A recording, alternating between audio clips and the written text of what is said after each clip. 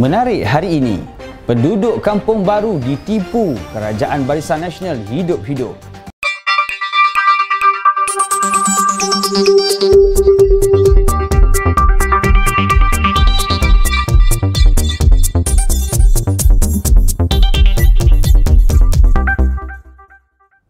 Assalamualaikum dan salam sejahtera. Bersama saya Fidaus Syatir dalam M News. Sebahagian penduduk Kampung Baru Kuala Lumpur terkejut apabila mereka dipaksa berpindah oleh pihak pemaju keluar dari flat dan rumah mereka dengan menggunakan akta pengambilan tanah yang dibenarkan kerajaan. Kerajaan menggunakan akta pengambilan tanah untuk mengambil tanah penduduk Kampung Baru untuk dimajukan dengan pampasan hanya RM250,000 atau RM400 sekaki persegi sahaja, berbanding yang pernah ditawarkan Kerajaan Pakatan Harapan sebelum ini RM1,000 kaki persegi. Dengan pampasan sebanyak itu, didakwa sukar untuk penduduk mendapatkan rumah berharga RM250,000 di Kuala Lumpur. Apatah lagi ramai yang menganggap tindakan itu membebankan kerana usia mereka selain tidak bekerja untuk memulakan hidup baru.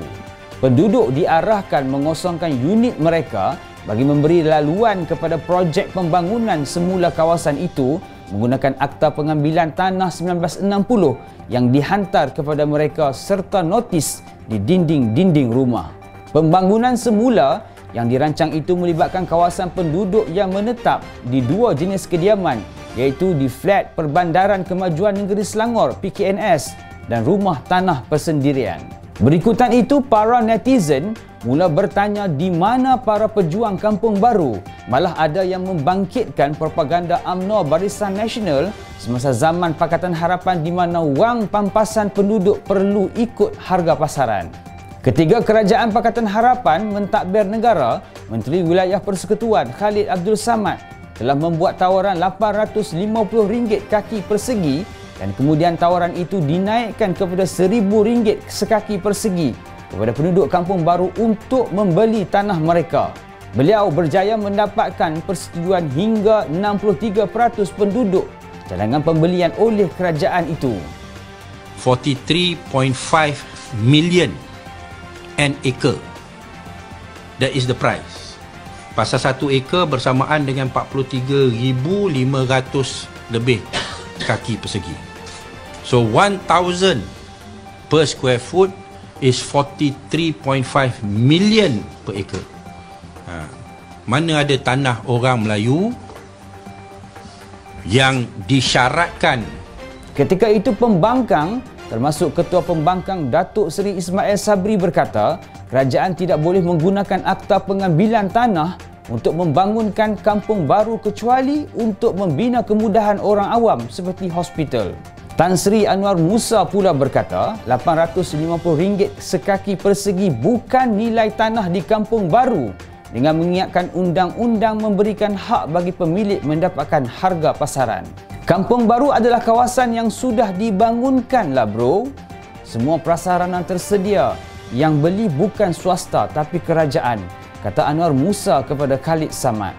Datuk Seri Najib pula berkata, Kampung Baru adalah dekat dengan KLCC dan harganya perlu lebih tinggi. Tanah di KLCC cecah RM3,000 satu kaki persegi, manakala Kerajaan Pakatan Harapan kata harga paling tinggi yang ditawarkan mereka untuk tanah Kampung Baru adalah RM850 satu kaki persegi berdasarkan penilaian Jabatan Penilaian dan Perkhidmatan Harta JPPH. Bukan luar biasa jika ada kata harga JPPH jauh di bawah harga pasaran, kata Najib September 2019 lalu ketika memperlekehkan usaha Khalid Samad itu. Namun segala-galanya berubah apabila mereka yang mengkritik Kerajaan Pakatan Harapan dahulu kini menjadi kerajaan semula.